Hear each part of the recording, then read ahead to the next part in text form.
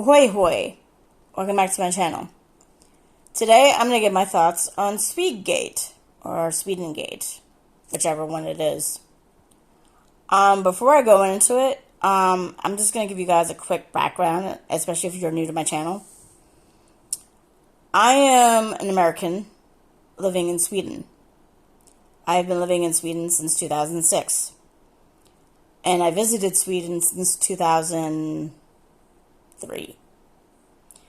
And I have never grew up in Sweden. I came here as an adult. Sorry about the camera shaking. I'm holding my phone. I am the only one from my family that immigrated to Sweden. So everyone else in the United States that I'm a relative with are still in the U.S. I've made a family here in Sweden with my kids and my sambo or significant other, and that's about it. So, having said that,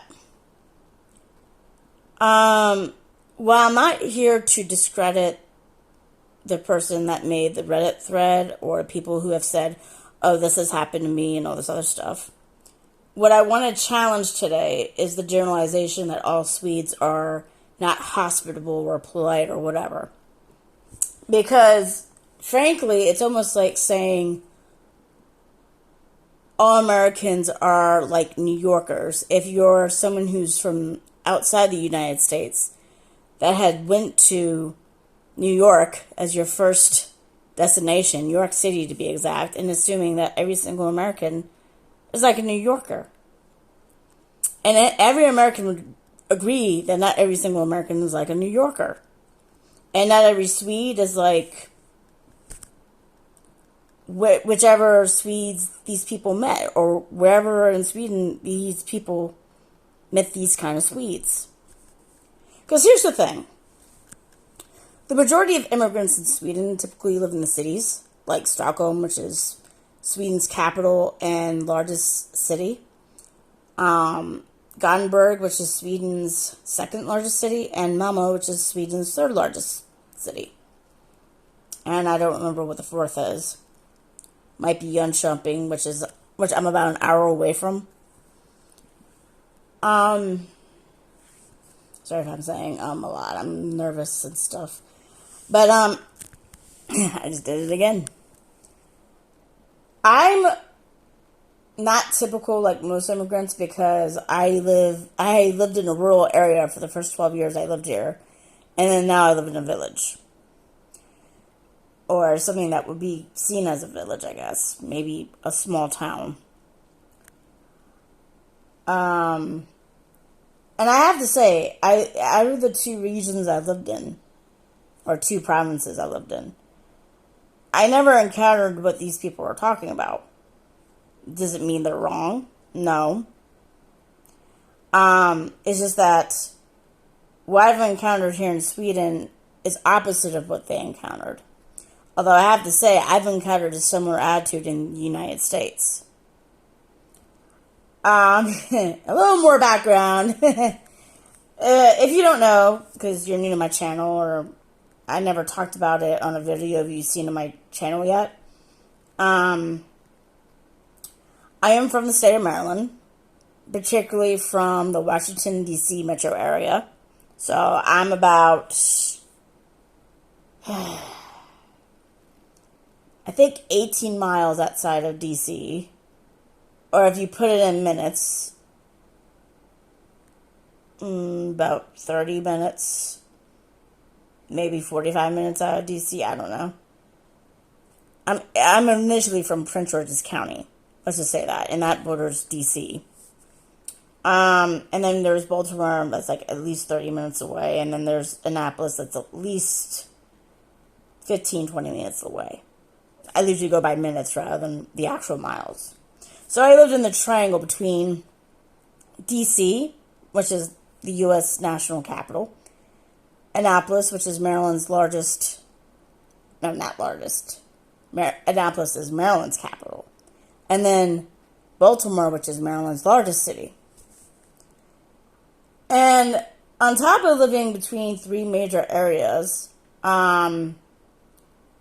I grew up around a lot of people that were basically children of military personnel or government personnel.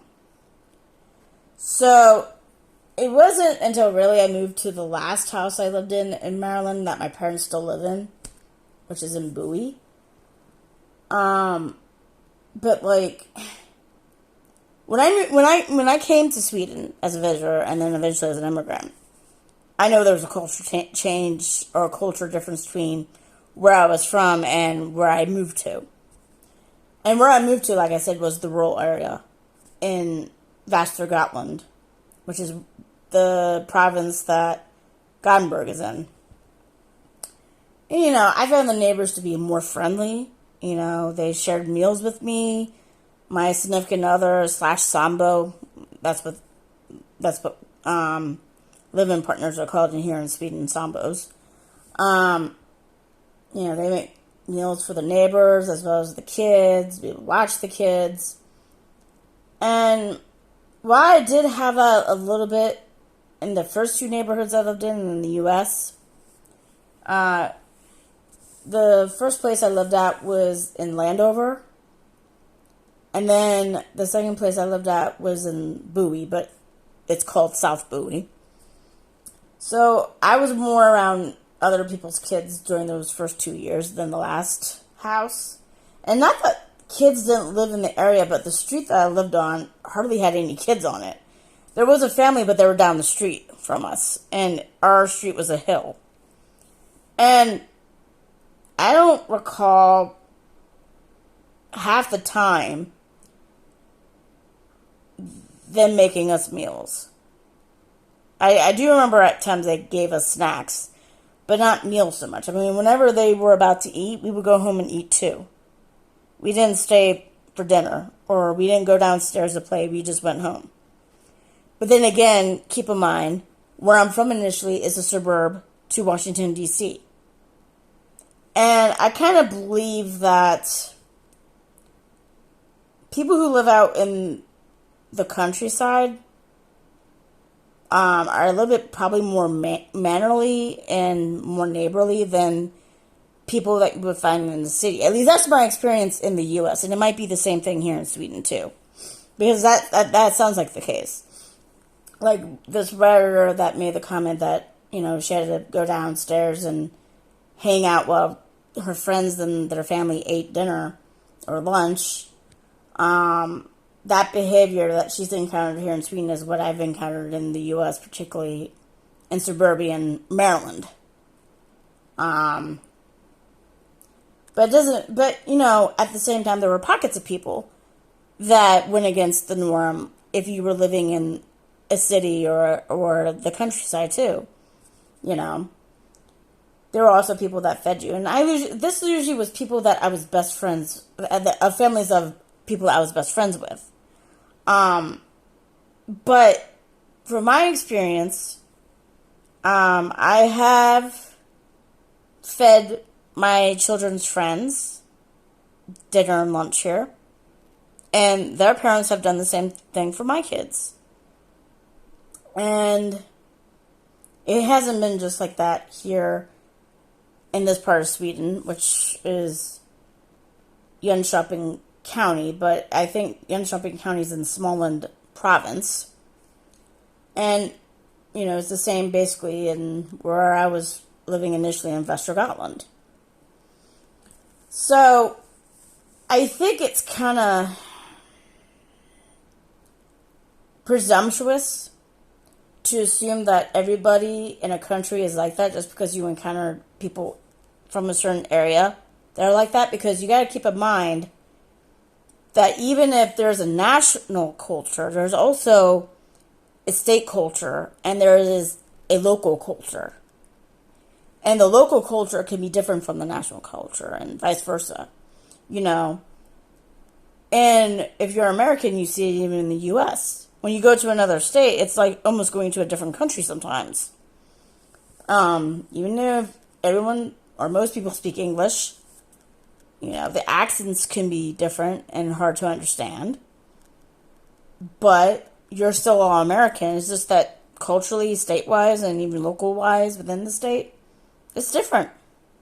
I mean, you even see it. I mean, even in Maryland. I'm just going to go with Maryland for now, because Maryland was the only place I was raised in when I lived in America. I am a born and raised Marylander.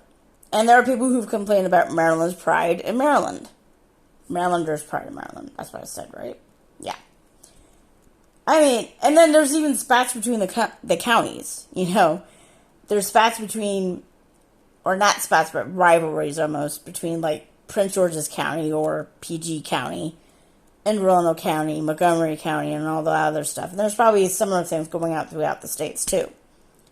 And, I mean, you would know, especially if you're from, and I'm just going with Anne Arundel and Montgomery, maybe Howard, and Prince George's County, that, you know, people from those four counties always had a rivalry and knew how the other county acted.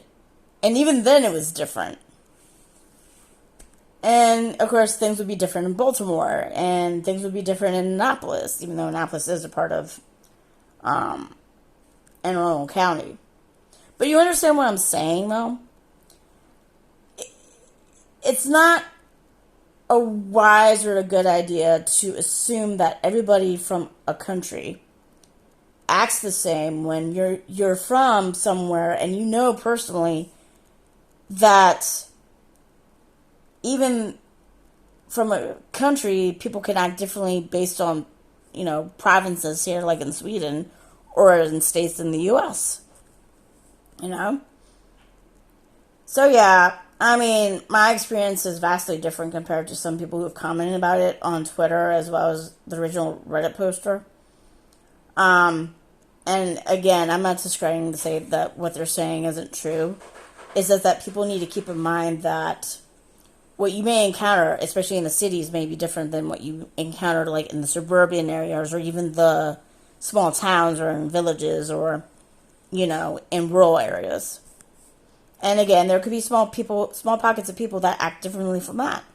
But you shouldn't judge a few people and base it on a whole entire culture, a whole entire nation because of a few. Again, that's like if someone went to America and they weren't from America, they were a foreigner, and they assumed every single American was like a New Yorker. Most Americans would know that would be dead ass wrong. That's what I'm saying. And that same thinking should be applied to Sweden. Yeah, Sweden has a national culture, but they also have cultures that are different between provinces and counties, too. That's what you need to keep in mind. And that's what I mostly wanted to comment on. And not to mention, just give my own personal experience that I never encountered that here. But, anyway. That's about it. If you like this video, smash the like button.